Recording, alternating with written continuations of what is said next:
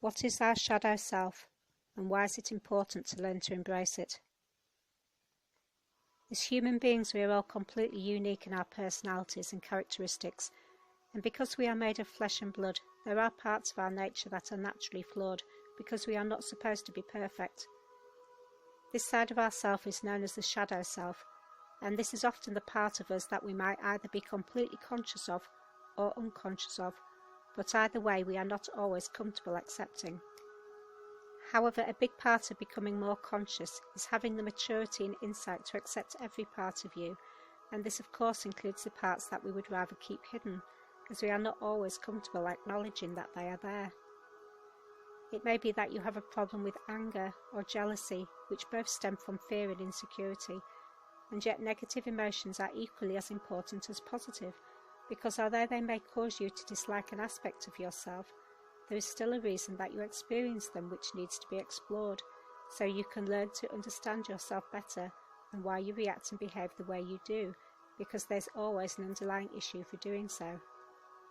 Feeling these emotions may make you hate yourself or feel sadness or embarrassed by them, but try to look a little deeper as to what the triggers are that make you feel this way. Perhaps in a previous relationship you have suffered infidelity, and because of the pain you suffered as a result may mean that you start to develop jealousy in a new relationship for no obvious reason if you feel you are not in control when it was never present before. It is simply an indication of unresolved pain and heartbreak from the past, and indicates that it may be necessary for you to undertake some inner healing work, although of course to the new partner it may come across as control and unstable behaviour, unless you are able to be completely open with one another to avoid any misunderstandings. For this reason, self-development work which is ongoing can be so beneficial to help us understand ourselves better. All too often society can dictate that we should behave a certain way, because that is what is expected of us, and we may feel resistant to conforming, and as a result feel anger instead of acceptance, which can stem from previous issues of feeling controlled, perhaps as a child or by a former employer, when we felt powerless to have our voice heard. If we are not naturally empathic to understanding others, it can be easy to judge behaviour by our own standards without really taking the time to consider why that person is choosing to act this way.